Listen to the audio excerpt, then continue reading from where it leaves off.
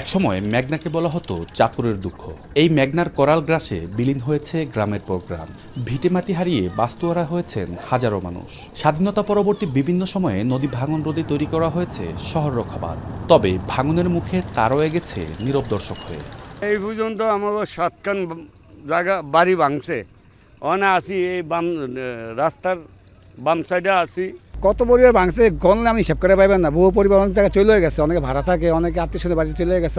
শহরের পুরানবাজার হরিসভা রোড এলাকার মেঘনাপাড়ের বাসিন্দা কুলসুমা বেগম ৩০ বছর আগে মেঘনা নদী থেকে নিরাপদ দূরত্বে গড়েছিলেন বসতি। কিন্তু সময়ের ব্যবধানে নদী আজ বাড়ির আঙিনায় এসে পৌঁছেছে। তবে শহর রক্ষাবাদ সংস্কার কাজ শুরু হয় স্বপ্ন দেখছেন টিকে থাকার। তার মতো আশায় বুক বাঁধছেন নদীপাড়ের হাজারো বাসিন্দা। প্রতি বছর ভাঙতে ভাঙতে অনেক সীমানায় আয়া পড়ছে। এখন মনে করেন স্থায়ী বান শুরু হয়েছে। এখন মনে ভিতরে একটা আশা জাগতে আছে যে আল্লাহ হয়তো রহমত করব।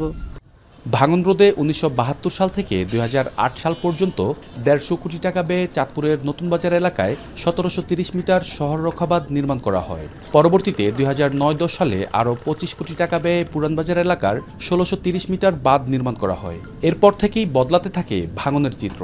তবে দীর্ঘদিন সংস্কার কাজ না হওয়ায় প্রায় প্রতি বর্ষায় ভাঙন দেখা দিত বাঁধে। বিশেষ করে ২০১৯ সাল থেকে বাড়তে থাকে ভাঙনের তীব্রতা। তবে বর্তমানে বাঁধ সংস্কার কাজ শুরু হয় স্বস্তি পেরেছে জনমনে। আমরা সুন্দর করে চাই এই জায়গাটা বান্ধব, সবাই মিলে যাতে বসবাস করতে পারি। এখানে যে কাজটা হইতেছে এই কাজটাতে আমরা অত্যন্ত খুশি, কারণ বর্ষা সিজনে আমরা আতঙ্ক থাকি। কাজটা যেন মানসম্মতভাবে হয়, সুন্দরভাবে হয় এবং এটা টেকসই হয়। আর এই কাজ যদি সুন্দরভাবে সম্পন্ন হয় তাহলে আমাদের শহরটা রক্ষা পাবে, ব্যবসা বাণিজ্য গতি ফিরে আসবে। শতভাগ গুণগত মান নিশ্চিত করেই আমরা কিন্তু কাজ বাস্তবায়ন করতেছি। আমাদের কাজ বাস্তবায়ন মনিটরিংয়ের জন্য আমাদের ডিপার্টমেন্টে নিজস্ব টাস্কফোর্স কমিটি আছে। তারা ফিজিক্যালি এবং ভিডিওর মাধ্যমে এটা মনিটর করতেছে। পাশাপাশি এই কাজ জেলা প্রশাসন থেকেও তদারকি করা হচ্ছে।